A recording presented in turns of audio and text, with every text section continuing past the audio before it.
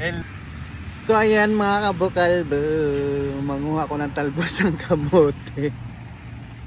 Dahil hindi nakapunta ng palengke dahil maulan. Tingnan mo yung panahon na. Ulan. Kita nyo yan. Pakaulan. So ito yung talbos mga kabukalbo. Yung tinalbosan ko, marami na naman kasi. Ay dyan, ang ingay naman. Pangit-pangit yung sasakyan. Ano daw, ang ingay. Kala mo naman ang ganda-ganda ng sasakyan. Bulok naman. Kaya sorry. So mga ako ng talbos na naman mga kabukalbo. Kasi nga, di ba, ang dami na naman ng talbos di ba? Hindi ako makapunta ng palengke mga kabukalbo dahil maulan. Tsaka nakakatamad. Aba yan. So ngayon, paano ko to anuhin? Paano ako nito magbablog? Ano ba to? Buhay nga naman ng isang content creator.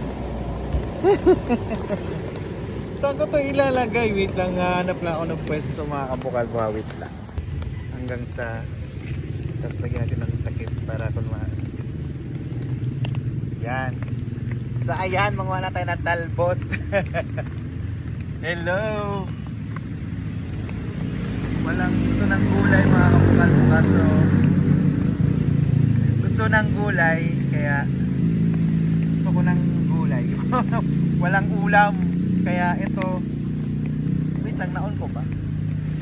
Naon. Subutin na lang talaga, masipag magtanim ng talbos yung kapitbahay. Hindi ba, ganda din naman kasi itong mga kabukalbo diba? So ayan, talbos na naman yung ulam. Wala nang pera pambiling ulam. Tamad lang pumunta ng palengke dahil maulan.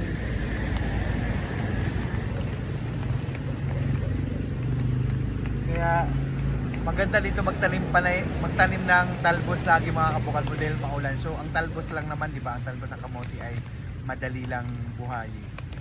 Lalo na pag ganitong laging maulan. Wow.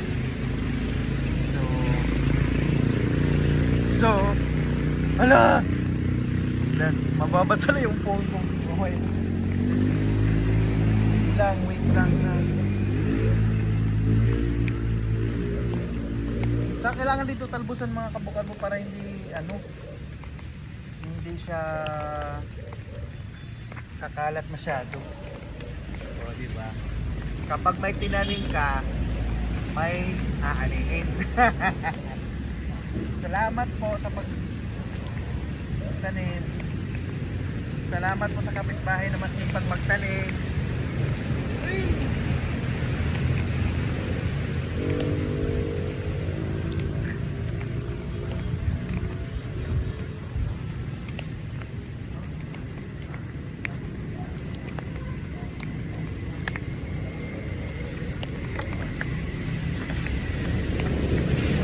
Isang ganito lang kukunin ko mga kabukal. Wow, parang ang dami-dami. Parang ang laki ng isang ganito lang. Marami kasi siyang marami siyang talbos.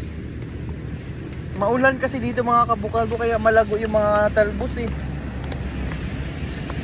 Pag maulan kasi talaga mabilis lang dumami yung talbos.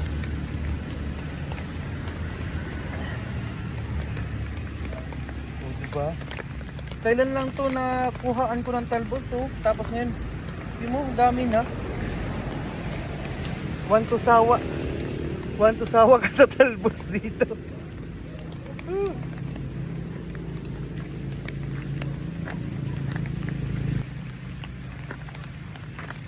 So mamaya ulit update ko na lang kayo kung mababasa na. Di ba, isang batcha na agad libre agad ulam.